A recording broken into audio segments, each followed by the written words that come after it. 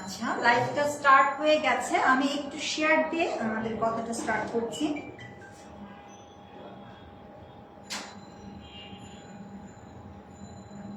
এর মধ্যে যদি কেউ জয়েন করে থাকেন, আমাদের কথা আসলে ক্লিয়ার শোনা যাচ্ছে কিনা একটু কমেন্ট করে যদি জানান তাহলে আমাদের জন্য ভালো হয়।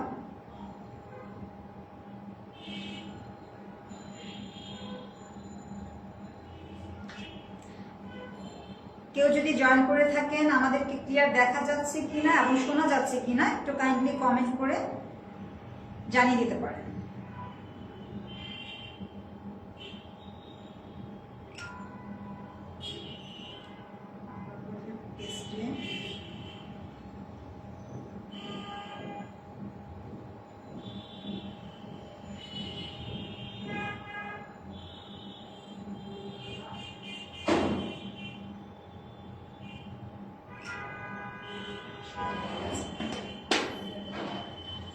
আসসালামু আলাইকুম। ফিডব্যাক রিসেটেড 360 ডিগ্রি হেলথ টক থেকে বরাবরের মতো আপনাদের সাথে আছি আমি ফাহমিদা হাশেম, কাজ করছি ক্লিনিক্যাল নিউট্রিশনিস্ট হিসেবে।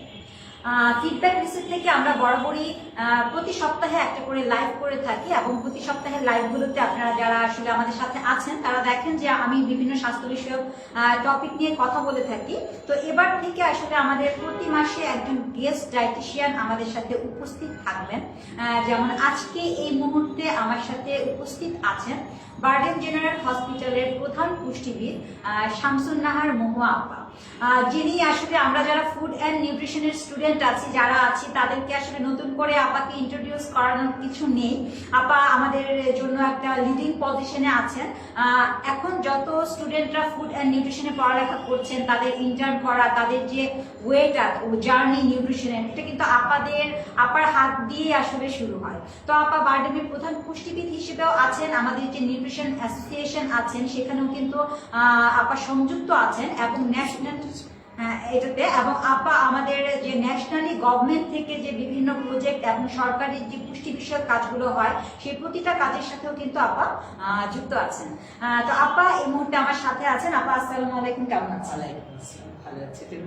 আমি ভালো আছি। আপনি এত কষ্ট করে আপনার ব্যস্ততার মধ্যে আমাদেরকে সময় দিয়েছেন, সেটার জন্য অনেক ধন্যবাদ আপনাকে। ধন্যবাদ তোমাকে, কারণ আসলে এই ধরনের অ্যাওয়ারনেস প্রোগ্রামটা আমাদের আসলে করা দরকার। সেজন্য আসলে আমাদের একটু চেষ্টা থাকে, আমাদের সাপোর্টের কারণেই কিন্তু আমরা বিভিন্ন ধরনের স্বাস্থ্য বিষয়ক পরামর্শগুলো কিন্তু আপনাদের সামনে তুলে ধরতে পারি। তো আমাদের আজকের টপিকে যাওয়ার আগে আমি ফিডব্যাক রিসেট সম্পর্কে একটু বলে নিচ্ছি। ফিডব্যাক রিসেট মূলত হচ্ছে একটা ওয়েট লসের ওয়ান স্টপ সলিউশন। এখানে ওয়েট লসের জন্য আমরা হেলথ প্রফেশনালরা যে জিনিসগুলো আসলে সাজেস্ট করে থাকি, অর্থাৎ হেলদি ডিসিপ্লিন লাইফস্টাইলের মাধ্যমে ওয়েট রিডিউস করতে হবে। তো সেই জিনিসগুলোই কিন্তু আপনারা ফিডব্যাকের যে ওয়েট লস প্রোগ্রামটা আছে সেখানে কিন্তু দেখে থাকবেন যারা অলরেডি এসেছেন। কারণ ফিডব্যাকের যে ওয়েট লস প্রোগ্রামটা আছে সেখানে কিন্তু প্রথমেই আপনাকে একটা ডায়েটের প্যাটার্নের মধ্যে আসতে হবে, ব্যালেন্স ডায়েট যেটা, অর্থাৎ ডায়েট একটা সেকশন যেখানে আসলে এখানের যে ডায়েট প্রোগ্রামটা সেটা আমি ডায়েটটা প্রোভাইড করে থাকি। সো এখানে আসলে ইমব্যালেন্স ডায়েটের বা মিসগাইড হওয়ার কোনো অপশন কিন্তু নেই। তো ডায়েটের পাশাপাশি আমরা কিন্তু এখানে ফিজিক্যাল অ্যাক্টিভিটিটাকে সমান গুরুত্ব দিয়ে থাকি, কারণ ওজন কমানোর ক্ষেত্রে শারীরিক পরিশ্রমের কোনো বিকল্প নেই। এজন্য আমরা কিন্তু ইনসিস্ট করে থাকি এখানে জিম ফ্যাসিলিটিস রয়েছে এবং এই দুটার পাশাপাশি কিন্তু ফিডব্যাক রিসেটে অনেকগুলো নন সার্জিক্যাল সেশন রয়েছে। যারা আসলে সার্জিক্যাল বিভিন্ন প্রসিডিওরে যেতে ভয় পান তাদের জন্য এই নন সার্জিক্যাল সেশন যেগুলো রয়েছে এগুলো কিন্তু অনেকটা বোনাস হিসেবে কাজ করে। যেমন NSLS যারা এখানে সেন্টার ক্লায়েন্ট যারা নেন, G5 প্রেসো, FT টেকার, এই ধরনের বিভিন্ন HiFM বিভিন্ন ধরনের আপডেটেড বিভিন্ন সেশন রয়েছে যেগুলো কিন্তু বডি শেপিং, বডি টোনিং এবং স্কিন টাইটেনিং এর ক্ষেত্রে ভালো কাজ করে। তো এখানে যে ওয়েটলেস প্রোগ্রামটা রয়েছে এগুলো কিন্তু সবকিছু কম্বাইন্ড করে, অর্থাৎ আপনি যখন এখান থেকে বের হবেন আপনার লাইফটা কিন্তু কিছুটা ডিসিপ্লিন হয়ে যাবে। তো ফিডব্যাক রিসেটটা আসলে মূলত ধানমন্ডি 13 এতে অবস্থিত, একদম আবহনী মাঠের ঠিক পেছনে। হাউস নাম হচ্ছে 27/1। তো আমরা আমাদের আজকের টপিকে চলে যাচ্ছি। আমাদের আজকের টপিকটা আপনারা অলরেডি হেডলাইনে দেখতে পেয়েছেন যে হরমোন জনিত যে কোনো সমস্যা নিয়েও কিভাবে ওজন কমানো যেতে পারে। বর্তমানে হরমোনজনিত সমস্যা কিন্তু খুব কমন একটা সমস্যা, ঘরে ঘরেই কিন্তু এই সমস্যাটা দেখা যায়। তো অনেকেরই একটা বদ্ধ ধারণা যে আমার তো হরমোন রিলেটেড একটা সমস্যা আছে, হতে পারে থাইরয়েড বা পিসিওডি, আমি কিভাবে ওজন কমাবো বা আমার পক্ষে সম্ভব না। তো সেই বিষয়গুলো নিয়ে আসলে আজকে আপার কাছ থেকে আমরা কিছু জানবো, এবং আপনাদের যদি কোনো জিজ্ঞাসা থাকে, যে কোনো জিজ্ঞাসা আপনারা আপার কাছ থেকে জানতে চান, সেটা কিন্তু আপনারা জেনে নিতে পারেন। আপা, আমরা তাহলে শুরু করে দিচ্ছি। আপা, যাদের থাইরয়েডের সমস্যাটা তো এখন অনেক বেশি দেখা যায়, যাদের হাইপোথাইরয়েডিজম আছে, অনেকদিন ধরে থাইরয়েডের সমস্যায় ভুগছে, ওজনটা গ্র্যাজুয়ালি বাড়ছে, কমাতে পারছে না, সেই ক্ষেত্রে আসলে তাদের খাদ্যাভ্যাসে কি ধরনের পরিবর্তন আনা দরকার, বা লাইফস্টাইলে কি ধরনের, কোন পয়েন্টগুলোতে আসলে ফোকাস করা উচিত? খুব ভালো একটা প্রশ্ন। সেটা হচ্ছে যে আসলে হাইপোথাইরয়েড বিষয়টাই হচ্ছে যে তোমার আমাদের যে হরমোনের অনেকগুলো হরমোন কিন্তু আমাদের শরীরে, যার কারণে কিন্তু ওভারওয়েট হতে পারে। শুধু যে হাইপোথাইরয়েড তা কিন্তু না, আরো অনেক হরমোন আছে, তার ভিতরে স্পেসিফিক তুমি হাইপোথাইরয়েড নিয়ে কথা বললাম, সেখানে আমি আসছি। হাইপোথাইরয়েড যাদের আছে তারা অনেক সময় এসে এই ধরনের মনোকষ্টে ভুগে যে আপা আমার তো হাইপোথাইরয়েড, তার কারণে আমার ওজন কমছে না বা ওজন বেড়ে গেছে, আমার ওজন কমানো সম্ভব না, আমার হাইপোথাইরয়েড আছে। এটা আসলে একটা ভুল ধারণা। এই কারণে ভুল ধারণা যে হাইপোথাইরয়েড থাকলে প্রথম কাজই হচ্ছে আপনার একজন এন্ডোক্রাইনোলজিস্ট বা হরমোন বিশেষজ্ঞের সঙ্গে পরামর্শ করে তার অ্যাপ্রোপ্রিয়েট যে মেডিসিনটা দরকার সেইটা নেব। এখানে আমি একটু বলে রাখি যে যে মেডিসিনটা আপনাকে হাইপোথাইরয়েডের জন্য দেওয়া হচ্ছে, আপনি তখন ওই হরমোন বিশেষজ্ঞের কাছ থেকে প্রথমেই আপনার ডোজ, আপনার সময় এবং আপনি কখন ওষুধটা নেবেন সেটা খুব ভালো করে জেনে নিতে হবে। আমার কাছে প্রায় এরকম পেশেন্ট আছে, একটু কথা বললেই দেখি ডাক্তার ঠিকই লিখে দিয়েছেন কিন্তু উনি সেটা খেয়ালই করেন, উনি ওনার মন মতো একটা সময় হরমোনের ওষুধটা খাচ্ছেন, মানে থাইরয়েডের ওষুধটা খাচ্ছেন, ফলে ওষুধ ঠিকই খাচ্ছেন কিন্তু তাতে আপনার কিন্তু সুবিধাটা হচ্ছে। এবার আসেন হাইপোথাইরয়েডের জন্য দুটো বিষয় ডায়েটারি ম্যানেজমেন্টের ক্ষেত্রে। প্রথম বিষয়টা হচ্ছে যদি আপনার ওজন বেশি থাকে তাহলে আপনাকে ওজন কমাতে হবে পাশাপাশি। দ্বিতীয়ত হচ্ছে আপনার শুধু থাইরয়েডের জন্য কিছু নিউট্রিশনাল ফুড, মানে ফুডের কিছু চেঞ্জেস, যেমন কিছু কিছু ফুড আছে যে ফুডগুলো আপনার জন্য খুবই জরুরি, সেটা হচ্ছে জিঙ্ক এবং সেলেনিয়াম, কপার। জিঙ্ক আপনি কোথায় পাবেন? খুব সিম্পল ব্যাপার, জিঙ্ক সেলেনিয়াম পাবেন আপনি ডিম, ডিমের কুসুম, তারপরে ধরেন এখন তো অনেকেই চিয়া সিড খান, সেই চিয়া সিডে আছে। তারপরে এইরকম আপনি প্রতিদিন যে খাবারগুলো খাচ্ছেন সেখানে প্রচুর পরিমাণে পেয়ে যাবেন। অর্থাৎ আলাদা জিঙ্ক নিয়ে এসে খেতে হবে তা কিন্তু, কিন্তু কিছু কিছু খাবার আপনাকে অ্যাভয়েড করতে হবে। যেমন আমি যদি সহজ কথায় বলি যে আপনি শীতের সবজি যেগুলো, যেমন ফুলকপি, বাঁধাকপি, ব্রোকলি, মাশরুম, তারপরে মূলা শাক, সরিষা শাক, পালং শাক, তারপরে স্ট্রবেরি, হ্যাঁ, সয়া খাবার, এটা কিন্তু হাইপোথাইরয়েডের জন্য আপনার জন্য হেলদি না, ফলে এই খাবারগুলো বাদ। আর আটার ক্ষেত্রে যদি আসি, সবচেয়ে ভালো হচ্ছে আপনি ফাইবার বেশি নেবেন। তার মানে যে আটায় ফাইবার বেশি সেই আটা রুটি খান, সেটা হোল হুইট আটা হতে পারে, আপনি গহমানি আটা নিতে পারেন। তার মানে পলিশড যে ফ্লাওয়ারটা, মানে আটাটা আমরা বাজারে পাই, বা ময়দার তৈরি যত খাবার। এখানে একটা মজার ব্যাপার হচ্ছে, আমি হয়তো এই কথাটা আপনাকে বললাম, আপনি কি করলেন, ময়দার রুটি খেলেন না, কিন্তু দেখেন বাজারে কিন্তু ব্রেড বলেন, কেক বলেন, নুডলস বলেন, সেমাই বলেন, সবই কিন্তু ময়দার তৈরি। দেখা যাচ্ছে আপনি সেই খাবারগুলো খেলেন, তখন কিন্তু আপনার আর থাইরয়েডটা কন্ট্রোলে থাকবে। সেকেন্ড বিষয়টা এবার আসেন, আপনার যে থাইরয়েডের কারণেই বলেন আপনি যে আপনার ওজনটা বেড়ে গেছে, সেই ওজনটা কমাতে হবে। তো প্রথমেই হচ্ছে যে কোনো মানুষের ওজন কমানোর জন্য আপনাকে প্রথমেই আসতে হবে আসলে কেন আপনার ওজনটা বেশি।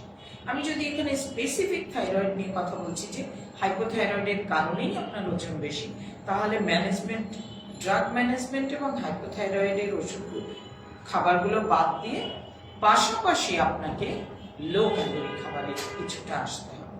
এবং সেই ক্ষেত্রে আপনাকে আপনার কত কেজি ওজন বেশি সেটাকে একটা টার্গেট নিতে হবে, যে আপনার এত কেজি ওজন বেশি, আপনি কত দিনে মাসে কত কেজি করে ওজন কমাবেন। কারণ হচ্ছে কথাটা বলার উদ্দেশ্য হচ্ছে, ধরেন যার হাইপোথাইরয়েড নাই আর আপনার যারা হাইপোথাইরয়েড আছে, ধরেন একজন হাইপোথাইরয়েড নাই, তিনি যদি 15 দিনে 5 কেজি ওজনের টার্গেট নেন হয়তো চাইলে কমাতে পারবেন।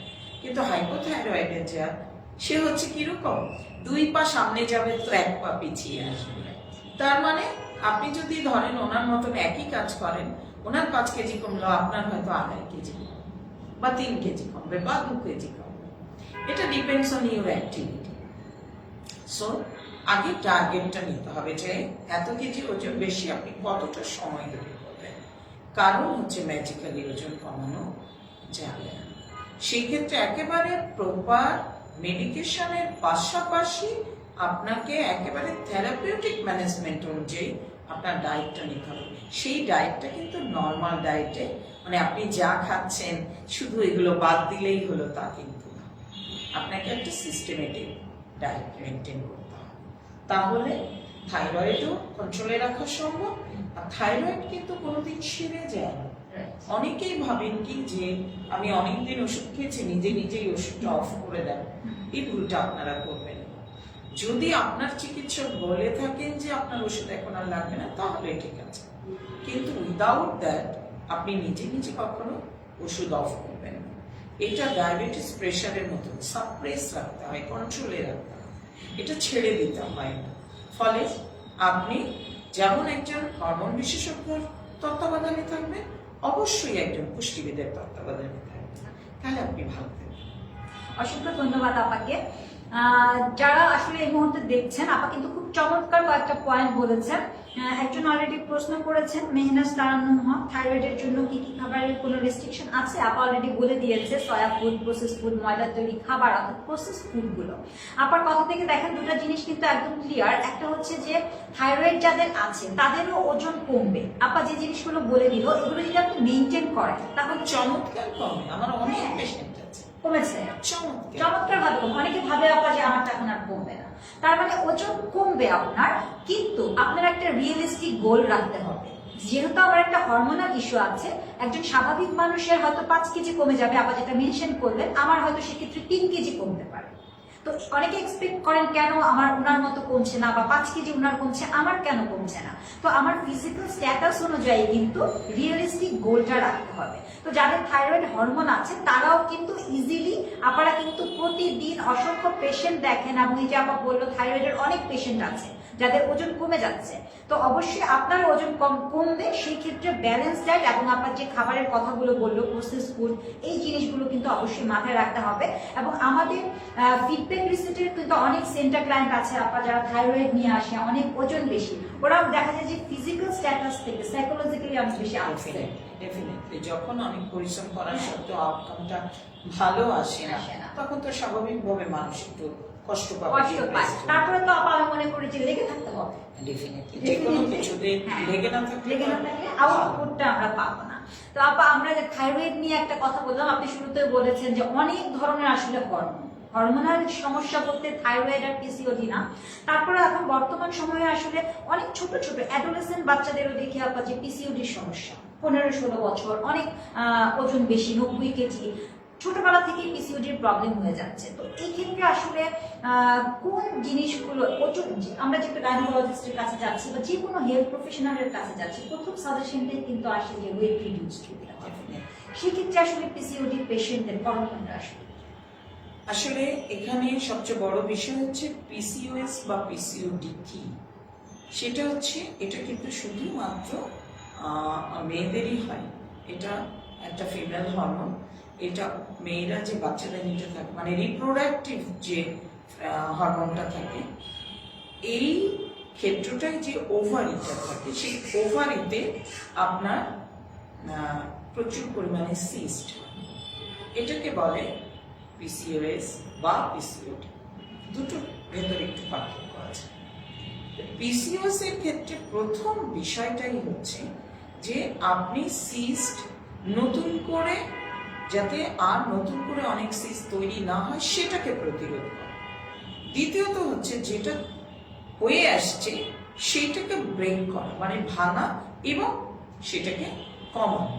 এবং থার্ড হচ্ছে এদের সাধারণত দেখা যায় যে কিছু হেলথ হ্যাজার্ড, ওবিসিটি তার ভেতরে একটা, ওভারওয়েট তার ভেতরে একটা, আর একটা হচ্ছে এদের ইরেগুলার মেনস্ট্রুয়েশন, মানে সেটা বারবার মেনস্ট্রুয়েশন হতে পারে, মাসে 2-3 বার। আবার দেখা যাচ্ছে যে অ্যামেনিউরিয়া, দ্যাট মিনস 2-4-5 মাস পিরিয়ড হচ্ছে না। আবার এমন হচ্ছে ইরেগুলার, হঠাৎ করে হলো খুব ইনসাফিসিয়েন্ট হলো, আবার কয়েক মাস পরে খুব ইনসাফিসিয়েন্ট। বিভিন্ন রকমের পিসিওডির সিমটম কিন্তু পিরিয়ড ভিত্তিক একই রকম সবার না।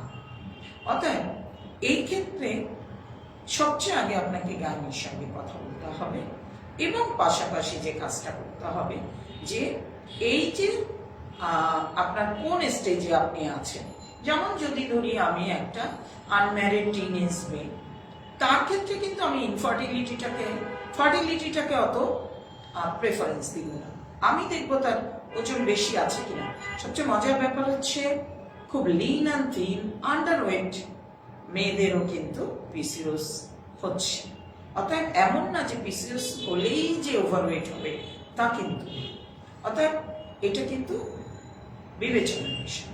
যদি ওভারওয়েট থাকে তাহলে ওভারওয়েট ম্যানেজ করতে হবে, আর যদি ওভারওয়েট না থাকে তাহলে যে কাজটা করতে হবে সেটা হচ্ছে শুধুমাত্র পিসিওএস এর ক্ষেত্রে পিসিওএস ম্যানেজ করতে হলে আপনাকে কার্ব কমাতে হবে, ফ্যাট কমাতে হবে। তার মানে কার্ব কি? কার্বোহাইড্রেট, যেটা আমরা চাল আটার রুটি তৈরি জাতীয় খাবারগুলো খাই, এই খাবারগুলো আপনাকে যা খাচ্ছিলেন সেটা কমাতে এবং সেটা গ্র্যাজুয়ালি কমাতে। অতএব আপনি এরকম না যে আপনি আগে ধরেন আপনি 4টা রুটি খাচ্ছিলেন, আমি বললাম আপনি 1টা রুটি খান, আপনি সেটা সহ্য করতে পারলেন না। Not that. রাতারাতি কখনো যে কোনো সমস্যায় রাতারাতি কখনো ম্যাজিক্যালি চেঞ্জ হয়ে যায় না। আপনাকে ধৈর্য রাখতে হবে, গ্র্যাজুয়ালি কমাতে হবে। এটা কিন্তু একটা গাইডলাইন আছে, কতটা ক্যালোরি কমাতে হবে, কত কার্বোহাইড্রেট, কোন ডায়েটটা আপনাকে দেওয়া হবে, সেই ক্ষেত্রে কার্বোহাইড্রেটের পার্সেন্টেজ কত, গাইডলাইনের বাইরে কিন্তু আমরা যেতে পারবো। ম্যাজিক্যালি ডায়েট কখনো দেওয়া একজন পুষ্টিবিদ কখনো আপনাকে দিবে না। যিনি পুষ্টিবিদ না, যিনি অন্য প্রফেশনের, তিনি আপনাকে না খাইয়ে রাখতে পারেন, সেটা অসুবিধা। কিন্তু একজন শিক্ষিত পুষ্টিবিদ, রিনাউন্ড পুষ্টিবিদ কখনোই আপনাকে গাইডলাইনের বাইরে দিবে না। এটা আপনাকে খেয়াল রাখতে হবে। সো আপনার এই পিসিওএস এর সিভিয়ারিটি, পিসিওএস এর আপনার সিমটম, আপনার লক্ষণ এবং তার কমপ্লিকেশনের উপর ভিত্তি করে কিন্তু আপনার কার্বোহাইড্রেটের পার্সেন্টেজটা আসবে। সেই ক্ষেত্রে প্রোটিনটা হাই আসবে এবং সেটা লিন প্রোটিন। আর ফ্যাটের ক্ষেত্রে সেই সময় আসবে ওমেগা 3 ফ্যাট রিচ। তার মানে আপনি যদি বলেন যে আমি হাইপোথাইরয়েডের ক্ষেত্রে কোন ধরনের তেল ইউজ করব, বা পিসিওএস এর ক্ষেত্রে কোন ধরনের তেল ইউজ করব, যত ভেজিটেবল অয়েল নিয়ে পারেন, যত ভেজিটেবল অয়েল। তবে যদি মিক্স ভেজিটেবল অয়েল থাকে, যেমন আপনি খোলা কোনো তেল নিলেন যেটাতে অন্য তেলের মিশ্রণ থাকতে পারে, আপনি কনফিউজ, তাহলে সেই তেলটা না নিলেই ভালো। আমি নাম নাই বললাম, তবে একটু ভালো মানের তেলটা নিতে হবে, পরিমাণে কম। কেন? কারণ আপনার ক্যালোরি কমাতে হবে। সেকেন্ড জিনিস হচ্ছে পিসিওএস এর ক্ষেত্রে সব থেকে বড় জিনিস ফাইবার বেশি রাখতে হবে। ফাইবার কেন? ফাইবার হচ্ছে এমন একটা জিনিস যেটা আপনাকে ক্যালোরি দিবে না এবং আপনার বডি থেকে টক্সিক জিনিসগুলো এক্সক্রিট করতে হেল্প করবে। সো এটা আপনাকে চমৎকার হেল্প করবে। থার্ড হচ্ছে আপনি প্রোবায়োটিক হিসাবে টক দই রাখতে পারেন। আর একটু আগে আমরা যে কথাটা বললাম, যেমন হাইপোথাইরয়েডে সয়া খাবার খাওয়া যায় না, পিসিওএস এর জন্য বেস্ট মিল্ক হচ্ছে সয়া মিল্ক বা ওয়ে মিল্ক। সো এই ক্ষেত্রে কিন্তু সয়া ভীষণ ভালো কাজ, কারণ হচ্ছে সয়াতে ন্যাচারাল এস্ট্রোজেন থাকে। এই এস্ট্রোজেনটাই কিন্তু ফিমেল হরমোন। সো আপনার ফিমেল হরমোনটা বাড়ালে দেখা যাবে আপনি পিসিওএস অনেক হেল্প করবে রিডাকশনে। ঠিক আছে, পাশাপাশি তো আপনি যদি মেডিকেশন লাগে আপনার ফিজিশিয়ান দিবেন, সেটা হরমোন বিশেষজ্ঞ হোক, গাইনি হোক, সেটা দিবেন। এই ক্ষেত্রে কার্ব আসলে পার্সেন্টেজের পরিমাণ আনুপাতিক হারে কমে আসবে। ধীরে ধীরে ধীরে ধীরে স্মলার ফিডিং এ আপনাকে নিতে হবে। ফলে আপনার অ্যাপেটাইট ফুলফিল করার জন্য তখন লিন প্রোটিনটা বাড়াতে হবে। ঠিক আছে? ফলে আপনার কিন্তু শরীর ঠিক থাকবে, আপনি অ্যাপেটাইট ফুলফিল করবেন, আপনার পিসিওডি ঠিক থাকবে, পিসিওএস ঠিক থাকবে। এবং যদি সে ম্যারিড হয়ে থাকে, দেখা গেছে যে 5 থেকে 10% ওয়েট রিডিউস করা মাত্রই খুব ম্যাজিক্যালি হঠাৎ করে কেউ কেউ কনসিভ করে বসে। আমার এরকম অনেক পেশেন্ট আছে যে আমি দিয়েছি হয়তো 2বার বা 3বার ফলো আপে আসার পরে একটু গ্যাপ হচ্ছে। তো গ্যাপ কেন, কি হয়েছে, হঠাৎ করে একদিন এসে খুব আনন্দের সঙ্গে জানাচ্ছে যে আপা, মানে অনেকে তো কেঁদেই ফেলে যে আপা আমি কনসিভ করেছি। এরকম সংখ্যা অনেক। অতএব যাদের পিসিওডি আছে, যারা মনোকষ্টে ভুগছেন যে আপনি বাচ্চা নিতে পারছেন না, এটা একটা ভুল কথা। আসলে এটা একটা টিম ওয়ার্ক। আপনার হরমোন বিশেষজ্ঞ, আপনার গাইনি, আপনার ডায়েটিশিয়ানের পাশাপাশি এদের 3 জনের যে ম্যানেজমেন্ট, সেইটা আপনার ফ্যামিলিতে ম্যানেজ করে আপনাকে যত সম্ভব আপনি এটা মানতে পারবেন, তত তাড়াতাড়ি আপনি চমৎকার আউটকামটা পেয়ে যাবেন। অসংখ্য ধন্যবাদ আপনাকে খুব চমৎকার ভাবে বুঝিয়ে বলার জন্য। আসলে যারা আসলে পিসিওডি যাদের ফ্যামিলিতে আছে, যারা নিজেরা পিসিওডি সমস্যায় ভুগছেন, তাদের জন্য কিন্তু এই কথাগুলো খুব চমৎকার। আপা কিন্তু অলরেডি মেনশন করেছেন আসলে খাবারের ক্ষেত্রে কোন কোন জিনিসগুলো আপনারা ফোকাস করবেন। সেক্ষেত্রে আমি একটু অ্যাড করে দিতে চাই যে ফিডব্যাক রিসেটের যে ওয়েট লস প্রোগ্রামটা আছে, সেখানে কিন্তু ফিডব্যাক রিসেট তাদের নিজস্ব একটা সাপ্লিমেন্ট ব্যবহার করে, যেটা আসলে ফিডব্যাক। তো এই ফিডব্যাকটা কিন্তু একটা টার্কিশ সাপ্লিমেন্ট, যেটা টার্কি থেকে সরাসরি নিয়ে আসা হয়। এবং ফিডব্যাকের 3টা প্যাটার্ন রয়েছে, একটা হচ্ছে রেগুলার, একটা হচ্ছে ফিডব্যাক কিটো, যেটা আমরা আসলে থাইরয়েড হরমোনাল ইস্যু যাদের আছে, পিসিওডি, যেহেতু পিসিওডি হরমোনাল ইস্যুতে কার্বোহাইড্রেটটা আমরা একটু মিনিমাইজ করে নিয়ে আসার চেষ্টা করি, তাদের জন্য আসলে ফিডব্যাক কিটোটা খুব চমৎকার কাজ করে। এবং ফিডব্যাক রিফর্ম, যেটা আসলে ল্যাকটেড মাদারদের জন্য রাখা হয়েছে। তো 3টা প্যাটার্নে কিন্তু আছে। এবং ফিডব্যাক যে মিল রিপ্লেসমেন্টটা, সেটাতে কিন্তু যথেষ্ট পরিমাণে ফাইবার, ওয়ে প্রোটিন, ব্রাঞ্চিন, অ্যামাইনো অ্যাসিড যেগুলো আছে, এবং 25 থেকে 30টার মতো ভাইটামিন এবং মিনারেল কিন্তু এটাতে আছে। তো ফিডব্যাক রিসিটের যে ওয়েট লস প্রোগ্রামটা, ফিডব্যাক রিসিটের সাপ্লিমেন্টটাও আসলে নিজস্ব। আচ্ছা, নেটের একটু প্রবলেমের জন্য আমি দুঃখিত। তো আমরা আবারও ব্যাক করেছি। আমি যেটা বলছিলাম যে ফিডব্যাক সাপ্লিমেন্টের সম্পর্কে বলছিলাম। তো এটা 3টা প্যাটার্নে আসলে আপনাদের জন্য রয়েছে। ফিডব্যাক রেগুলার, কিটো, যেটাতে কার্বোহাইড্রেট মিনিমাইজ অ্যামাউন্টে রয়েছে, এবং ল্যাকটেড মাদারদের জন্য ফিডব্যাক রিফর্ম যেটা থাকার এটা রয়েছে। আর পিসিওডির ক্ষেত্রে আপা যে কথাগুলো বললো, আসলে পিসিওডি কিন্তু আপনার যারা ওয়েট কম তাদেরও হতে পারে, যাদের ওয়েট বেশি তাদেরও হতে পারে। আপা অনেক সময় পিসিওডি, আমি যে ক্লায়েন্ট বা পেশেন্ট পাই, অনেকে বেশি অনেক এরকম এসে বলে যে যখন হিস্ট্রি নেই, জিজ্ঞেস করি যে গাইনোকোলজিস্ট বা এন্ডোক্রাইনোলজিস্টের আন্ডারে আছেন কিনা, অনেকেই এরকম রিপ্লাই দেয় যে না, অনেকদিন 1 বছর আগে দেখিয়েছিলাম লাস্ট, তারপর আর কোনো ফলো আপে যায়নি, কোনো রেজাল্ট হচ্ছে না। এটা আসলে ভুল করেন। আমি আগেই বলেছি এটা একটা টিম ওয়ার্ক। আপনাকে আপনার শারীরিক সুস্থতার জন্য যে যে জায়গাগুলোকে ইমপ্রুভ করতে হবে, সেটা কিন্তু করতে হবে। আপনি যেমন আপনি যদি বলেন যে আপনি খাবারের সময় শুধু ভাত খাবেন, তাহলে কি হবে? সেটা তো ব্যালেন্স ডায়েট হবে না। আপনার প্রোটিন লাগবে, ফ্যাট লাগবে, মিনারেলস লাগবে, ভিটামিন লাগবে। সো এইরকম এটাও কিন্তু একটা টিম ওয়ার্ক। রাইট, এই জিনিসটা আমিও সবসময় বলার চেষ্টা করি যে এটা কিন্তু একটা টিম ওয়ার্কের মতো। আপনি যদি মনে করেন যে আপনি নিজেই আপনি জানেন যে পিসিওডি হলে ওজন কমাতে হবে, এই জন্য শুধু আপনি খাবারের উপর ফোকাস করছেন, বাট হেলথ প্রফেশনাল যারা আছে, এন্ডোক্রাইনোলজিস্ট, গাইনোকোলজিস্ট, ওদেরকে আপনি তাদের ট্রিটমেন্টে, তাদের পরামর্শ নিচ্ছেন না, তাহলে কিন্তু আপনার আউটকামটা আসবে না। আর আপা খুব চমৎকার একটা কথা বলেছেন, আপনি যখনই আপনার ওয়েট আইডিয়াল ওয়েটের কাছাকাছি নিয়ে আসবেন বা অনেকটা কমিয়ে ফেলবেন, তখনই কিন্তু আপনি রেজাল্ট পাওয়া শুরু করে দিবেন। আপনার ওভারিটা যত ওজন কমতে থাকবে, ততই কিন্তু একটা নর্মাল ওভারির মতো কাজ করা স্টার্ট করে দিবে। তো যারা আসলে পিসিওডিতে আক্রান্ত আছেন, তাদেরও আসলে আপসেট হয়ে যাওয়ার কিছু নেই। আপা আরেকটা সুন্দর কথা বলেছেন, যেটা আমার খুব ভালো লেগেছে, পিসিওডিটা আসলে নিয়ন্ত্রণে রাখতে হয় সবসময়, ডায়াবেটিসের মতো। আমি কখনো বলতে পারবো না যে একবারে আমি রিকভার করে ফেলেছি। আপনি যখনই আবার ইনডিসিপ্লিন লাইফে চলে যাবেন, আপনার পিসিওডি সিমটম গুলো কিন্তু আবার অ্যারাইজ করবে।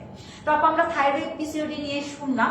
অনেক মানুষ আসে, যেহেতু এটা একটা ওয়েট লস নিয়ে আসলে কাজ করে, ফিডব্যাকটা মূলত টার্গেটই হচ্ছে যে হেলদি লাইফস্টাইল ফলো করে কিভাবে মানুষের ওয়েট কমানো যাবে। তো অনেকেই ডায়াবেটিস, অনেকেই মনে করে আপা যে ডায়াবেটিস হলে তো এমনিতেই ওয়েট লস হয়ে যায়, অনেকটা ওজন কমে যায়। এটা আসলে সব ক্ষেত্রে সমান না। আমি দর্শকদের জন্য একটু বলতে চাই, আজকে আমাদের টপিক যেটা যে আমাদের হরমোনাল ইমব্যালেন্সের সঙ্গে ওভারওয়েটের সম্পর্কটা। এখানে আমরা তো দুটো একটু কথা বললাম, থাইরয়েড আর হচ্ছে পিসিওডি। এটা ছাড়াও কিন্তু কিছু হরমোন আছে যে হরমোনগুলোর সঙ্গে আমার ওভারওয়েটের সম্পর্ক আছে। তার ভিতরে প্রথমটা হচ্ছে ইনসুলিন।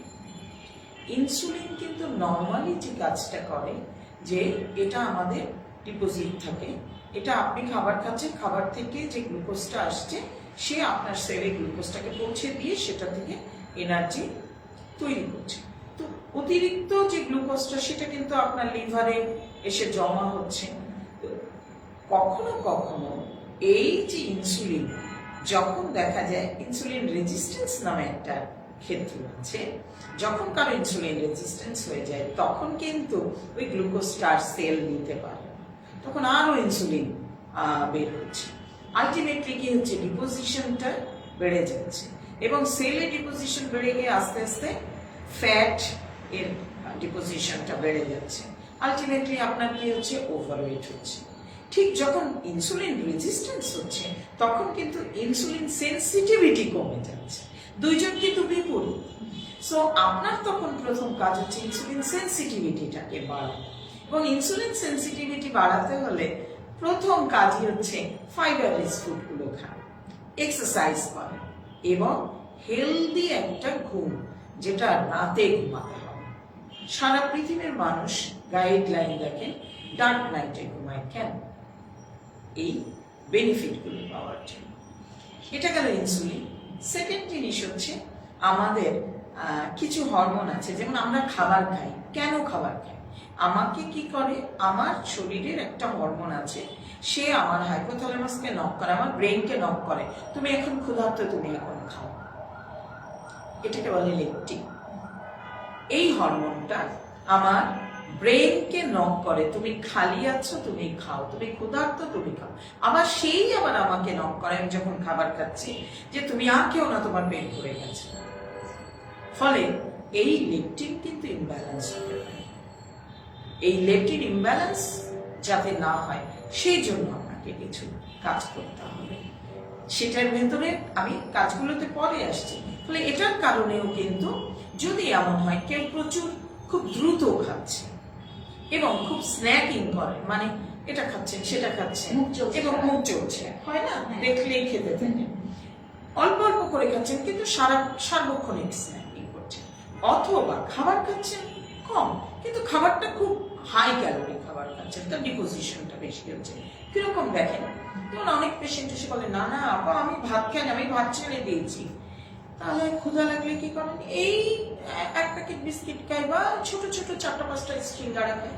আপনারা জানেন যে বিস্কিটের পরিমাণ আপনার ভাতের বা রুটির তুলনায় প্রায় 5 গুণ বেশি। আপনার একটা সিঙ্গাড়া এমনও আছে 225 ক্যালোরি, whereas একটা রুটি 30 গ্রামের একটা রুটি আপনার অনলি 75 ক্যালোরি। সো আপনারা যখন এই কম্পারিজনটা বুঝবেন না তখন এই সমস্যাটা হচ্ছে, তখন আপনার লেপটিনটা আপনাকে প্রচুর পরিমাণে খেতে আপনাকে নক করবে। আরেকটা হচ্ছে গ্রেলিন। আমাদের যে স্টোমাকটা থাকে, আপনি যখন ধরেন হাঁটছেন, ধরেন এই রুমটাই বলি, আমি পিছনে যাচ্ছি, একটা সময় কিন্তু আমার দেওয়ালে ঠেকে যাবে, তখন আমার কাজ সামনে আসে। আমাদের এই স্টোমাকের ডাইজেস্টিভ হরমোন বলে হচ্ছে গ্রেলিন, সে আমাকে নক করে যে তুমি খাওয়া শেষ, এখন আর খেও। এই জন্য খাবারটাকে খুব ধীরে ধীরে খেতে হয়, ভালো করে চিবিয়ে খেতে হয়, যেহেতু তার ভালো ডাইজেস্ট এবং হজম ভালো হয়। আপনি যত দ্রুত খাবেন তত কিন্তু টোটাল অ্যামাউন্ট অফ ফুড আপনি বেশি খাচ্ছেন। ফলে গ্রেলিন কিন্তু পেছনে গিয়ে স্টোমাকে আপনাকে সেই নকিংটা দিবে, আপনার হাইপোথ্যালামাসে নকিংটা দিবেন দেরি করে। তার মানে আপনার amount of food at a time বেশি খাওয়া হবে, তার মানে আপনার ওজন বাড়বে। তার মানে কিছু হরমোন আছে যেগুলো আপনার ওজন বাড়ায়। আরেকটা হচ্ছে যেটা আমরা একদম খেয়াল করি না এবং ইদানিং এই জিনিসটা অনেক বেশি, সেটা হচ্ছে আমাদের কর্টিসল। কর্টিসল হচ্ছে আমাদের স্ট্রেস হরমোন। যারা রাত জাগে, কারণ আমরা যখন রাতে ঘুমাই তখন আমাদের স্ট্রেস হরমোন আমাদেরকে রেগুলেট করে। কিন্তু আপনি যদি খুব স্ট্রেসে থাকেন, খুব দুশ্চিন্তা করতে থাকেন, আপনি রাতে না ঘুমান, তখন আপনার স্ট্রেস হরমোন অনেক ইনক্রিজ হয়। এই যে স্ট্রেস হরমোন বেড়ে গেল, এই স্ট্রেস হরমোন কিন্তু আপনার আদার্স হরমোনগুলোকে আপনার ইনটেক বাড়িয়ে দিতে পারবে এবং তখন ফ্যাট ডিপোজিশন বাড়বে। আমি সহজ ভাষায় বলছি, অনেক মেকানিজম আছে। তখন কি হবে, আপনার আস্তে আস্তে ওজন বাড়বে। অন দ্য আদার হ্যান্ড, যারা ডেতে ঘুমাবে, যখন দিনে ঘুমানো হয়, দিনে আপনার স্ট্রেস হরমোন কিন্তু বিপরীত কাজ করে, ফলে আপনার ওজন বাড়ে। ফলে যারা দেখেন আপনি কখন ঘুমান, আমার ঘুমাতে ঘুমাতে 2টা-3টা বাজে, আপনি ওঠেন কখন 12টা, 1টা, 11টা, 2টা, তাহলে কি হচ্ছে, আপনি রাতে ঘুমাচ্ছেন না, এক ধরনের ওয়েট বাড়ছে, আপনি দিনে ঘুমাচ্ছেন, এক ধরনের ওয়েট বাড়ছে। তাহলে আপনার কর্টিসলের সঙ্গে বা স্ট্রেস হরমোনের সঙ্গে কিন্তু আপনার ডাবল ওয়েট বাড়ার একটা সম্ভাবনা আছে। এবং থার্ড হচ্ছে কি, দেখেন আমাদের শরীরে কিছু হরমোন আছে, গ্রোথ হরমোন আছে। ফলে এই হরমোনগুলার কখনো কখনো কিছু হরমোন আছে যেগুলোকে আমরা বলি যে আমার যেমন সি পেপটাইড, ঠিক আছে, তারপরে সিসিকে, কিছু হরমোন আছে। এই হরমোনগুলা আপনি যে খাবারটা খাচ্ছেন তার গ্লুকোজটা কতটুকু আপনার ডিপোজিট হবে, আপনাকে কতটুকু খেতে হবে, আপনার ফিজিক্যাল অ্যাক্টিভিটির সঙ্গে কতটুকু ইউটিলাইজ হবে, এগুলোর সঙ্গে রিলেটেড। ফলে আপনার এই যে হরমোনগুলো, আরো এরকম অনেক হরমোন আছে যেগুলো একটু ইমব্যালেন্সের কারণে, এগুলো কমতিতেও আপনার ওজন বাড়তে পারে, এগুলোর বাড়তিতেও আপনার ওজন বাড়তে পারে। পাশাপাশি কিন্তু আমাদের শরীরে কিছু হরমোন আছে যেগুলো ফ্যাট বার্ন, যেমন গ্রোথ হরমোন, ঠিক আছে, গ্লুকাগন, এই যে হরমোনগুলো, এগুলো কিন্তু ফ্যাট বার্ন। ফলে সেগুলো সিক্রেশন যখন আপনি বাড়াতে পারবেন, তখন কিন্তু আপনার ইউটিলাইজেশন বাড়বে, আপনার এই ওবেসিটি কমাতে হবে, ফ্যাট বার্ন হয়ে থাকে। Fat burn. আবার ডায়াবেটিসের ক্ষেত্রে যাদের টাইপ 2 ডায়াবেটিস, এবং তারা মানে নিয়মিত হাই ডোজের ইনসুলিন নিচ্ছে, আবার এদিকে ওজন অনেক বেশি, এরকমও দেখেছি 90, 100, যেহেতু এটা একটা ওয়েট কমানোর জায়গা, অনেক ওজন নিয়ে মানুষ আসে। তো সেই ক্ষেত্রে যদি ইনসুলিনও নিচ্ছে আবার ওজনও কমাতে চাচ্ছে, সেক্ষেত্রে আসলে কোন জিনিসগুলো সতর্কতা মেনে ওজন কমানোর চেষ্টা করা উচিত? খুব ভালো একটা প্রশ্ন। তাদের আসলে কমানো সম্ভব? আসলে টাইপ 2 ডায়াবেটিসটা হয় ইনসুলিন রেজিস্ট্যান্সের কারণ, মানে তাদের ইনসুলিন ডিপেন্ডেন্ট না।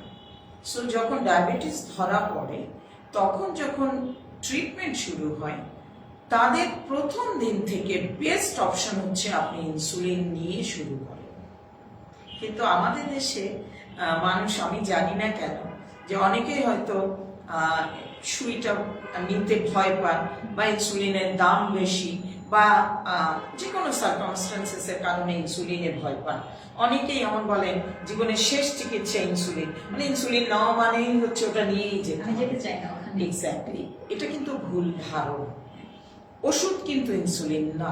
আপনাদের যে ওরাল হাইপোগ্লাইসেমিক এজেন্টটা দেওয়া হচ্ছে, এটা কিন্তু ইনসুলিন না। এটার কাজ হচ্ছে আপনার প্যানক্রিয়াসটাকে একটু একটু করে যেটুকু ইনসুলিন আপনার আছে সেটাকে বের করা। তার মানে কি দাঁড়ালো, একটা সময় কিন্তু আপনার ড্রাগ ফেলিওর হবে, দ্যাট মিনস আপনার ওষুধ আর আপনার প্যানক্রিয়াসের ইনসুলিন নাই, সে আর কোথা থেকে নতুন করে ইনসুলিন বের করবে, আপনাকে ইনসুলিন নিয়ে আসতেই হবে। তুমি যে কথাটা বলছো, এরা হচ্ছে এই সেই গ্রুপের, এরা কিন্তু ইনসুলিন ডিপেন্ডেন্ট না। এদের হচ্ছে ওরাল হাইপোগ্লাইসেমিক এজেন্ট আর কাজ করছে না, তারপরে তারা ইনসুলিনে আসছে।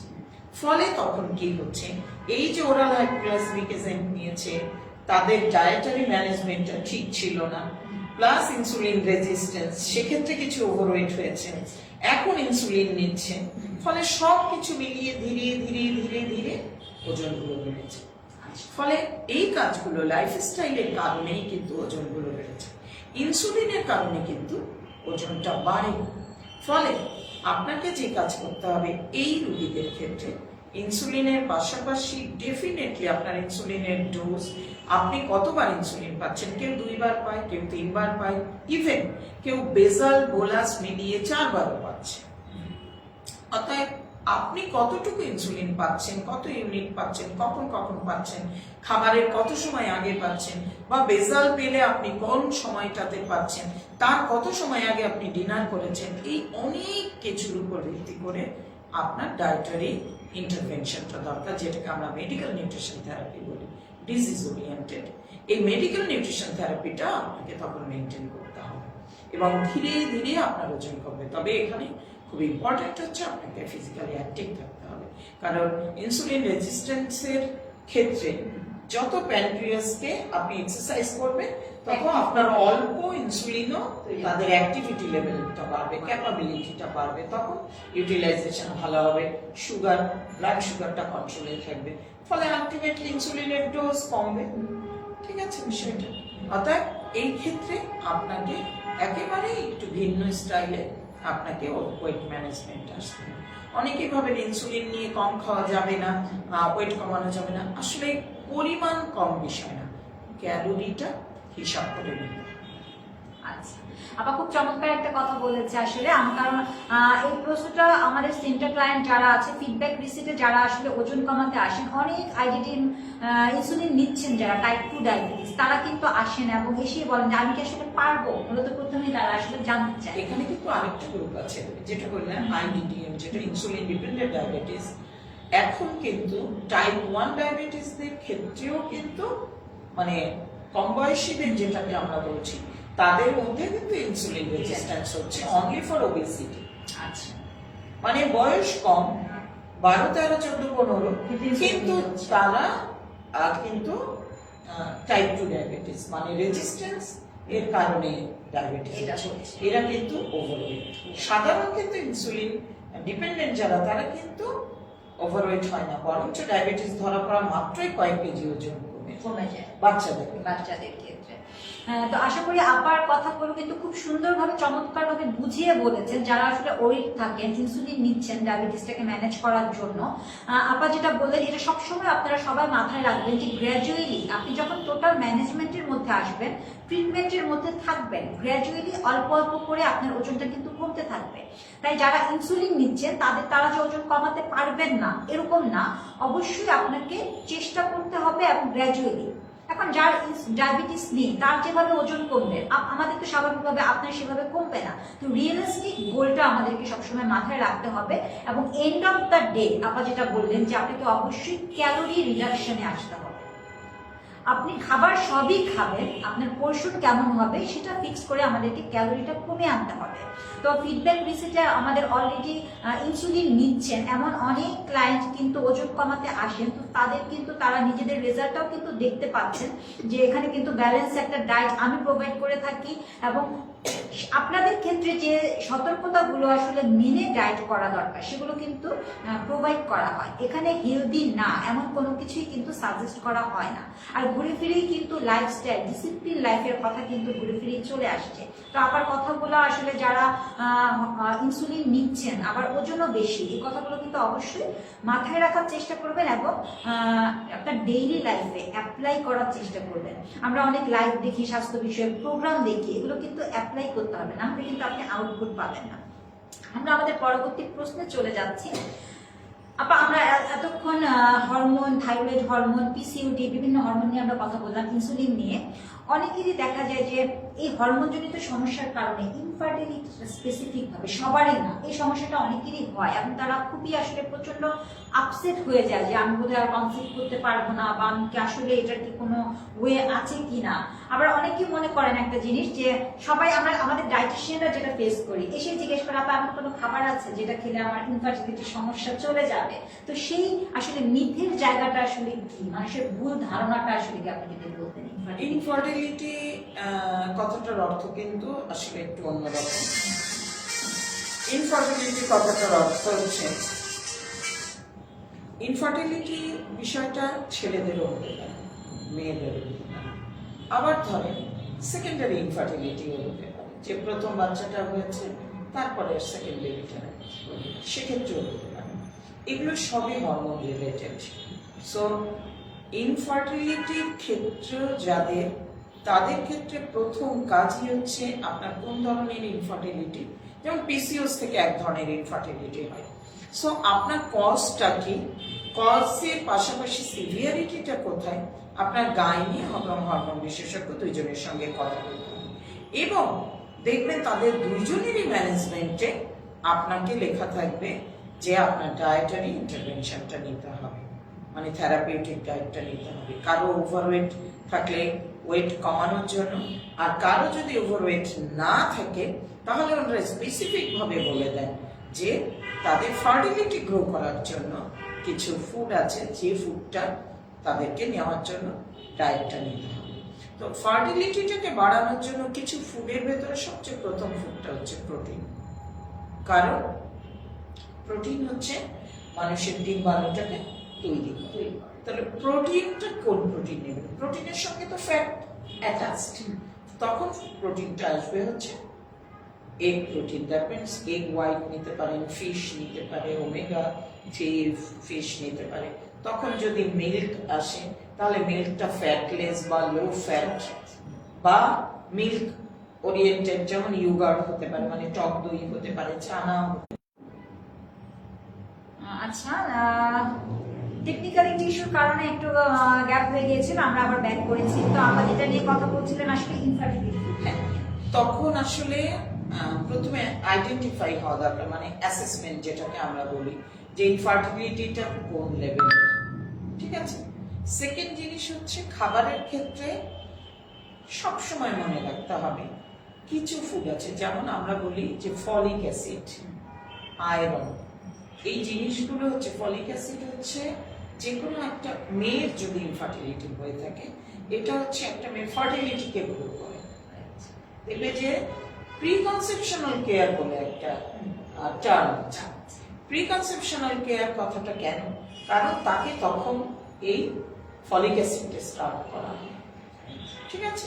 সো আসলে অ্যাসেসমেন্ট প্রথমে দরকার বাই ফিজিশিয়ান, এবং তারপরে ডায়েটিশিয়ান, যে তার কোন জায়গাটা গ্যাপ, কি কজে তার ফার্টিলিটি, ইনফার্টিলিটি, এবং সেইটাকে প্রিভেন্ট এবং ম্যানেজ করা, কম্বাইন করতে।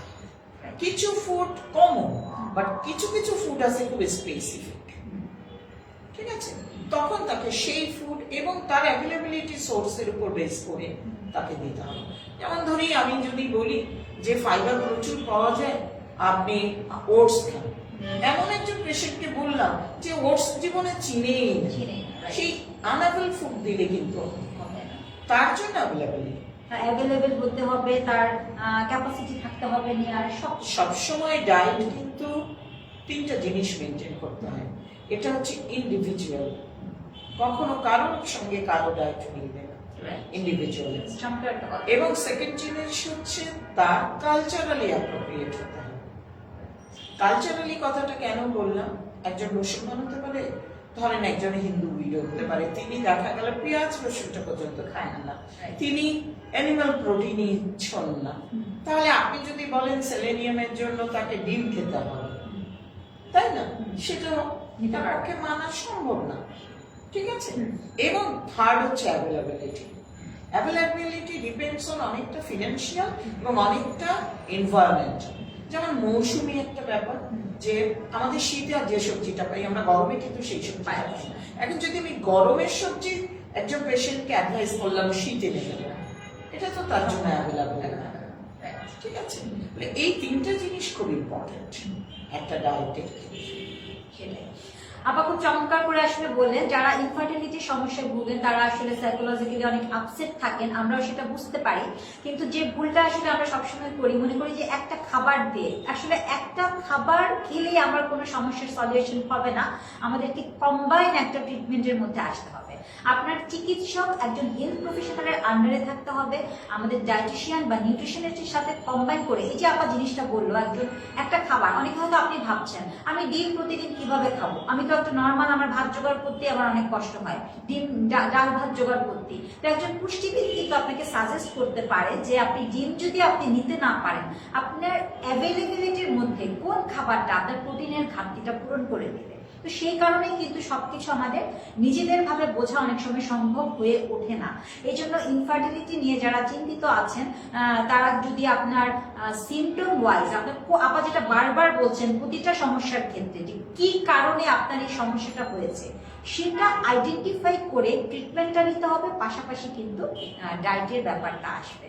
তো এখানে আমি আবার একটু অ্যাড করে দিচ্ছি যে আমাদের ফিডব্যাক রিসিটে যারা অনেকটা ওজন কমিয়ে গেছে, আপনারা যেরকম অনেক পেশেন্ট পায়, এখানে আসলে এটা কিন্তু খুবই সত্য একটা কথা, 15 থেকে 20 কেজি ওজন কমে যাওয়ার পরেই কিন্তু অনেকে মিষ্টি টিষ্টি নিয়ে হাজির হয়, অনেকে কনসিভ করে ফেলে। যারা ডায়েটিশিয়ান আছেন তারা সবার হিস্ট্রিতে এটা পেয়ে থাকেন আসলে। তো ফোকাস করতে হবে। আপনার আরেকটা চমৎকার কথা বলেছেন, আপনার ফার্টিলিটি দুদিক থেকে আসতে পারে, মেল ফার্টিলিটি, ফিমেল ফার্টিলিটি দুটাও হতে পারে। সো আপনি অবশ্যই চেক করে নেবেন যে আপনার অতিরিক্ত ওজনের কারণে আপনার ইনফার্টিলিটিটা গ্রো করেছে কিনা। আপনি কারণটা আইডেন্টিফাই করে তারপর কিন্তু আপনাকে সেই অনুযায়ী আপনাকে কিন্তু ট্রিটমেন্টে যেতে হবে। আমরা পরবর্তী প্রশ্নের দিকে যেতে চাচ্ছি। ডায়েট দিতে গিয়ে পেশেন্ট বা ক্লায়েন্টদেরকে যেটা আমরা ফেস করি, যে অনেকেই বলে আমি কিন্তু বসি চেয়ারটাতে, বলবে যে আমি কিন্তু ডায়েটে যেতে পারবো না, আমার সময় নেই এত কিছু করার, আমি অফিসে থাকি। বা অনেকেই আবার বলে আমি কিন্তু ফিজিক্যাল অ্যাক্টিভিটিতে যেতে পারবো না। অথবা অনেকেই বসে বলছে, আপনি একটু আগে যেটা শেয়ার করলেন যে লাইফস্টাইল 3টা-4টা বাজে ঘুমাতে যাচ্ছে, আমি কিন্তু আপু উঠি 1টা বাজে, আমাকে সেই অনুযায়ী কিন্তু ডায়েট দিতে হবে। তো এটা মেসি লাইফস্টাইল, কিন্তু তাদের আবার পাশাপাশি এক্সপেকটেশনটা থাকে আমি ওয়েটটা আনবো, কিন্তু তারপরে কিন্তু ওয়েটটা আমার কমিয়ে দিতে হবে। তাহলে এই জিনিসটাকে আসলে কিভাবে কম্বাইন করা যায়? অনেকে আপা আছে যে লাইফস্টাইল আসলে ইচ্ছে করে হয়তো মেসি করছে না, এখানে অনেক সেলিব্রিটিরা আসে বা অনলাইন প্রফেশনাল, উনি হয়তো সিঙ্গার, সারা রাত এটা নিয়ে কাজ করছে বা লাইভ করছে, ওনার লাইফস্টাইলের প্যাটার্নটাই এমন। তো তাদের জন্য আসলে এই জিনিসগুলো কম্বাইন করা আসলে কতটুকু? খুব ভালো একটা প্রশ্ন, যেটা হচ্ছে প্রফেশনাল না কিন্তু জাস্ট ল্যাভিশ ভাবে করছেন। যে যেমন ধরেন, যেমন অনেক পেশেন্ট এসে বলে আমার রাতে ঘুম আসে না, তাই আমি ঘুমাই না। তো আপনি ঘুমান কখন? আমার ঘুমাতে ঘুমাতে 2টা-3টা বাজে। আপনি বিছানায় যান কখন? আমি তাড়াতাড়ি বিছানায় যাই, 11টা 11:30টায় যাই। তাহলে খেয়াল করে দেখো যে একটা মানুষ যদি, আমি যদি ধরি 11টায় বিছানায় যাচ্ছে, 12, 1, 2, 3-4 ঘন্টা সে অ্যাট এ টাইম শুয়ে আছে, মানে ফিজিক্যাল অ্যাক্টিভিটি ছিল। তাহলে প্রথম কি হবে? তার তো ওয়েট বাড়বে, তার তো কোনো বাড়নি, ঠিক আছে। একে তো তার কর্টিসলের ব্যাপার আছে, স্লিপ তার ইমব্যালেন্স হচ্ছে, সেক্ষেত্রে ব্যাপার আছে। তাহলে এই জিনিসগুলোকে চেঞ্জ করতে হবে। একটা বিষয় হচ্ছে, মানুষ সবসময় মনে করে কি যে আসলে আমার ওয়েট বেড়েছে যে কারণে দীর্ঘ বছর, যেমন ধরেন আপনাদের বলি, আপনার ওয়েট হয়তো, আমি খুব সিম্পল ভাবে বলছি যে আপনার ফার্স্ট প্রেগনেন্সি, আপনি প্রেগনেন্সির আগে ভালো ছিলেন, ফার্স্ট বাচ্চা হওয়ার সময় আপনার 15 কেজি ওজন বেড়েছে। আপনি কোনো মতে সেটা হয়তো 2-3 কেজি বা 4 কেজি কমিয়েছেন, 10 কেজি বেশি থেকে আপনি সেকেন্ড প্রেগনেন্সিতে গেলেন, সেখান থেকে আবার 15 কেজি বেড়েছে। আপনি এসে বললেন আমার, এবং 2টো বাচ্চা সিজার। অধিকাংশ মহিলারা এসে বলেন আমার সিজার তো তাই ওজন কমছে, ঠিক আছে। কিন্তু সিজারে ওজন না কমার কোনো কারণ নেই। সিজারিয়ান একটা প্রসিডিউর, ডেলিভারি, তার সঙ্গে ওজন বাড়ার কোনো সম্পর্কই নেই, ঠিক আছে।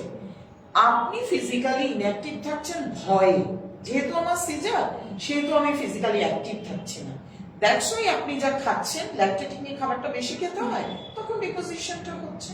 অথচ আপনি যদি একটু সেগমেন্ট তৈরি করে নেন, যেমন আমি সিম্পল একটু বলি, এক্সক্লুসিভ ব্রেস্ট ফিডিং অফ হয়ে গেল, এরপরে যদি আপনি 200 ক্যালোরি খাবার থেকে কমান 6 মাস, প্রতি মাসে আপনি 2 কেজি করে কমে দেখেন, 6 মাসে আপনার 12 কেজি কমে যাবে। এইরকম একটা টার্গেটে যদি বাচ্চার 2 বছর পর্যন্ত ব্রেস্ট ফিডিং আওয়ার, তার মধ্যে দেখবেন ওর ব্রেস্ট ফিডিং আওয়ার শেষ হয়ে গেছে, আপনি ম্যাজিক্যালি কিন্তু প্রি প্রেগনেন্সি ওয়েটে চলে এসেছেন। এই কাজটাই করা হয় না। তখন কি হয়, অনেক ধরনের ক্ষতির সম্মুখীন হয় ওভারওয়েটের কারণে। তো যদি ধরেন আপনার বাচ্চার বয়স 5 বছর, দ্যাট মিনস আপনার 6 বছর ধরে ওজনটা প্রেগনেন্সি সহ ওজনটা বেড়েছে, আপনি যদি এসে আমাকে বলেন আপা আমাকে 2-3 মাসের মধ্যে ওজন কমিয়ে দেন বা 6 মাসের মধ্যে, ইজি, এটা কি সম্ভব? সম্ভব না। একটা জিনিস মনে রাখবেন, ওভারওয়েটের সবচেয়ে বড় জিনিস হচ্ছে আপনি কমালেও খুব তাড়াতাড়ি রিব্যাক করবে। যদি যত দ্রুত কমাবে তত দ্রুত রিব্যাক করবে। এই কারণে ধীরে ধীরে ওজন কমানোটা সাস্টেনেবল এবং সেটা অনেক দিন লং লাস্ট হবে, কারণ আপনাকে পরবর্তীতে মেইনটেনেন্স ডায়েটে আসবে। যেমন একটা কথা অনেকেই বলে, আপা আমি এক্সারসাইজ করবো না, আমি জিম যাব না, আমি এক্সারসাইজ করবো না, কারণ ওটা ছেড়ে দিলে ওজন বাড়বে। আপনারা একটা জিনিস বুঝেন, সেটা হচ্ছে আপনি যখন বডি থেকে খরচ করছেন তখন যে খাবারটা খাচ্ছিলেন সেখান থেকে কিন্তু খরচ হচ্ছে। যেই না আপনি এক্সারসাইজ অফ করে দিচ্ছেন, আপনি যে ক্যালোরিটা নিচ্ছেন সেম ক্যালোরি, সেটা কিন্তু আপনি আর খরচ করছেন না। তাহলে যে খরচটুকু আগে হচ্ছিল সেটি ডিপোজিট হচ্ছে। দিনে যদি কেউ মাত্র 100 ক্যালোরি খাবার বেশি খায়, তাহলে বছর শেষে 5 থেকে 6 কেজি ওজন হয়। কিছুই না কিন্তু 100 ক্যালোরি খাবার, 2 পিস বিস্কিট, একটা কলা, বড় একটা কলা, এরকম আমি আরো বলতে পারবো 100 ক্যালোরি, এরকম একটা বিষয়। ফলে আপনাকে ওয়েট কমাতে হলে প্রথমেই যে কাজটা করতে হবে, আপনার লাইফস্টাইলটাকে পাল্টাতে হবে। আমার কাছে এরকম অনেক পেশেন্ট এসে বলেন, না আমি হাঁটতে পারবো না, আমি ঘুম চেঞ্জ করতে পারবো না, আমার বাচ্চা কাচ্চা আছে, আমি এটা এটা এটা এটা করতে হয়, আমি কখন হাঁটতে যাব, ছোট বাচ্চা তাকে রেখে হাঁটতে যেতে পারবো না, বা অনেক সময় রিলিজিয়ান ফ্যাক্টর কাজ করে, আমার সিকিউরিটি, আমার ফ্যামিলি থেকে এগ্রি করবে না, অনেক অনেক অনেক কজ। কিন্তু বলে আপনি আপনার জায়গায় যদি দাঁড়িয়ে থেকে আমাকে বলেন আপনার ওজন কমাতে ইজি, এটা কি ম্যাজিক? তা তো হবে না।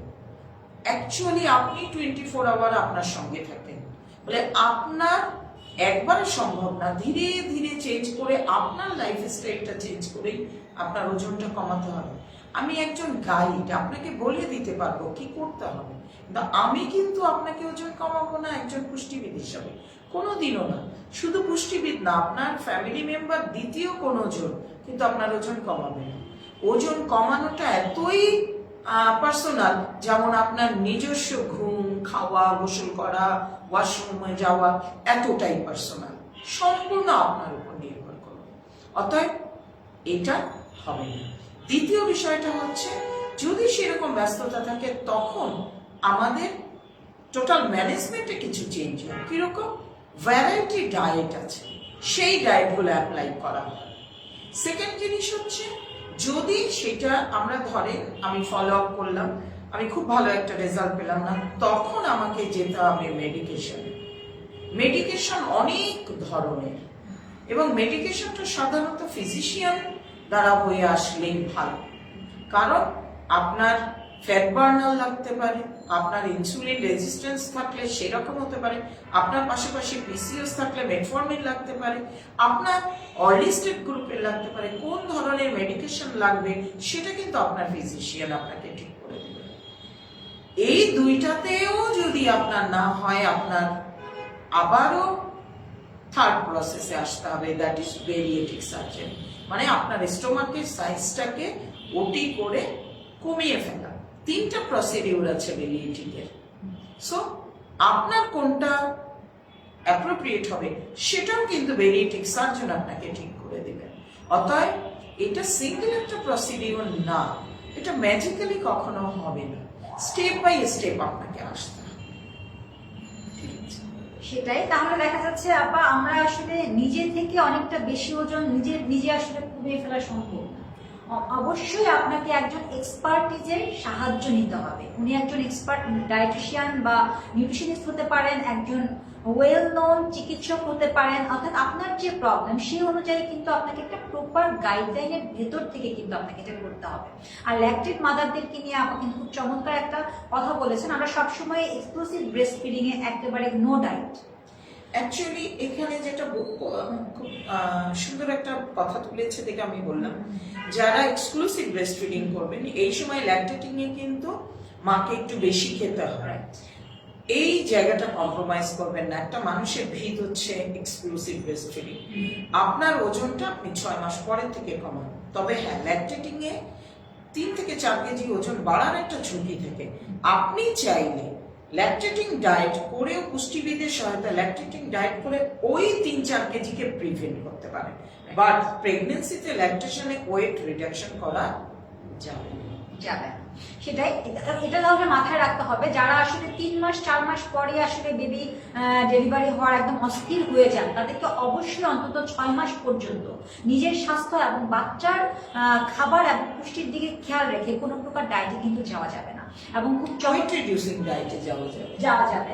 আপা যেটা খুব চমৎকার ভাবে বলেছে, যারা অবশ্যই ল্যাকটেড মাদার আছেন তারা এই পয়েন্টটা অবশ্যই মাথায় রাখবেন যে আপনি যদি 6 মাস পর থেকে 200 ক্যালোরি 250 ক্যালোরি করে গ্র্যাজুয়ালি কমাতে থাকেন প্রতি মাসে, তাহলেও কিন্তু আপনার অনেকটা ওয়েট রিডিউস হয়ে যাবে। তার মানে ক্যালোরি রিডাকশন। আপনি পুষ্টিকর খাবার অবশ্যই খাবেন, যেটাতে আপনার বেবির কোনো মিল্ক প্রোডাকশনের সমস্যা হবে না, আপনার কোনো প্রোডাকশনের সমস্যা হবে না, খাবারের সমস্যা হবে না, কিন্তু আপনার ওয়েটটা গ্র্যাজুয়ালি অল্প অল্প করে কমতে থাকবে। তো আমরা ফিডব্যাক রিসিটে আসলে যারা ওয়েট রিডিউস করতে আসেন, অনেক মাদাররা আসেন যারা ওয়েট কমাতে চান, তারা সবসময় মনে রাখবেন যে এখানে আপনাদের জন্য ফিডব্যাকের একটা প্যাটার্নই রয়েছে। ফিডব্যাক রিফর্ম যেটা, সেটা নিয়ে কিন্তু আপনি গ্র্যাজুয়ালি আস্তে আস্তে করে ওয়েট বাড়াতে থাকেন। আমরা কিন্তু 6 মাস পর্যন্ত এক্সক্লুসিভ ব্রেস্ট ফিডিং পিরিয়ডে কোনো মাকে যারা ল্যাকটেড ফেজে আছেন তাদেরকে কিন্তু আমরা এখান থেকে বলে দেওয়া হয় যে আপনার জন্য এখন ডায়েটের কোনো কিছু অ্যাপ্লাই করা যাবে না। তো আমি একটু এখানে বলে দিচ্ছি যে ফিডব্যাক রিসিপে যদি কেউ ওয়েট লসের জন্য আসতে চান, তাহলে কাইন্ডলি যদি আপনারা একটু ভিজিট করে যান, তাহলে এখানে আসার পর আপনার একটা বডি কম্পোজিশন করা হবে, এবং সেই কম্পোজিশনের উপর ভিত্তি করে আপনাকে জানিয়ে দেওয়া হবে যে আসলে আপনার কতটুকু ওজন কমাতে হবে, সেক্ষেত্রে আপনার কয়টা সেশন প্রয়োজন হবে, আপনার ডায়েট কনসালটেন্সিটা কি প্যাটার্নের হবে, আপনার জন্য অ্যাপ্লিকেবল কিনা, সবকিছু কিন্তু আপনাকে বুঝিয়ে গাইডলাইন দেওয়া হবে। আমরা প্রায় শেষের দিকে চলে এসেছি। আমি শুধু একটা জিনিস জানতে চাইবো যে আসলে যারা আসলে কোনো কষ্ট না করে মেজিক্যালি আসলে ওজন কমাতে চায়, তাদের প্রতি আপনার পরামর্শ কি থাকবে, এটা জেনে আমরা শেষ করবো। ভালো সবার জন্য এই উত্তরটা, সেটা হচ্ছে দেখেন আপনার ওজন কিন্তু আপনি রাত্রে ঘুমিয়েছেন সকালবেলায় বেড়ে যায়।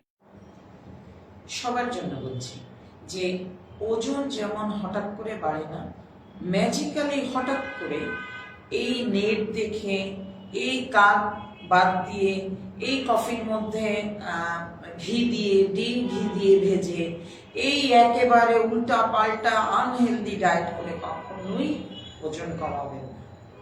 সবসময় মনে রাখবেন ওজন বেড়েছে খাওয়া এবং ইনঅ্যাক্টিভিটির কারণে। অতএব আপনার খাওয়াটা ঠিক করতে হবে, সিস্টেমেটিক করতে হবে, শরীরে যতটুকু দরকার সেই হিসাবটা করতে হবে, এবং বাড়তি ক্যালোরিটা আপনার পরিশ্রমের সঙ্গে ম্যাচ করে বাকিটা আপনাকে খরচ করতে হবে ব্যয় করে। জাস্ট দুটো বিষয়। আপনি যদি পালাপড়ন ধরেন, আপনি যতটুকু খাবেন ততটুকু ক্যালোরি বার্ন করবেন, সারা জীবন আপনার ওজন স্বাভাবিক থাকবে, কোনোদিন কমবেও না বাড়বেও না।